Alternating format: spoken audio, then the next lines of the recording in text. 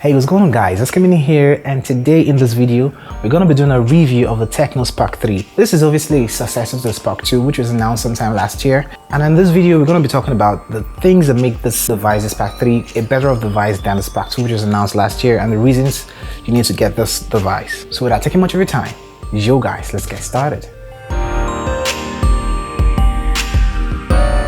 So when it comes to the design and the build quality of the TECNO Spark 3, this is hands down one of the best built devices in its price range. And on a serious note, this device feels more premium than the Infinix Hot 7, which we reviewed recently. Although this device, the Hot 7, outperforms this, the TECNO Spark 3 actually sports a quality build. At closer inspection, it actually looks like the Camon 11, which we made a review of in the past. We'll have it linked in the description below. There's this glittery finish to the rear of the TECNO Spark 3. And while still talking about the build of the smartphone, you still have the regular buttons to the right side of this device, the micro USB ports down here, 3.5mm jack at the top of this device. The TECNO Spark 3 features a 6.2 HD display. Now, this is something I don't really like because your videos on YouTube will be capped at 720p. Considering the price of this device, I think it's something one should leave with, because at the price of that 6,500 naira or $100, I don't think you should expect much from this device. And the front of the display features a notch which houses the front-facing camera, the earpiece, and the LED flash. Now this LED flash doubles as the notification LED and the flash for your front-facing camera. Notches this huge are not things I love, so I usually would turn it off, and you have that luxury in the settings also. If there's one thing the Spark 3 has as a major improvement over the Spark 2, is the fact that it has a better camera sensor. The pictures that come out of this device are quite amazing. Not really amazing, but for the price they are quite decent and give you value for your money at this price point.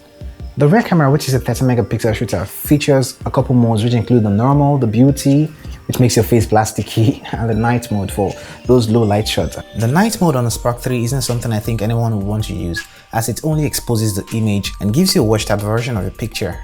The one thing I can say about the camera on the TECNO Spark 3 is that in well-lit environments you get decent and nice looking pictures. Although the color representations might not be really accurate, but the pictures come out to be nice. The display on the other hand is something that's quite vibrant and usable outdoors. You have a decent HD Plus display here, so your videos on YouTube are capped at 720p, and this means that you won't be able to play your videos at 1080p. So when it comes to the performance of the Spark 3, the TECNO Spark 3, I ran a couple games and you can see for yourself how these games played out. This obviously isn't the fastest device in the world, because you'd notice a couple lags here and there on this device, but it pretty much gives you value for your money. From what we've seen so far, the TECNO Spark 3 comes in a couple variants, which we have the 1GB RAM and the 2GB of RAM variants, and this is the 1GB variant. And this device doesn't have support for 4G. So speaking of the networks on this device, while searching for how to put in my SIM card, I realized that this device had to be opened from the back for you to insert your SIMs and a micro SD card, and it has a dedicated slot for your micro SD card. So you have the luxury of using two SIMs, like your dual SIMs and your micro SD card at the same time.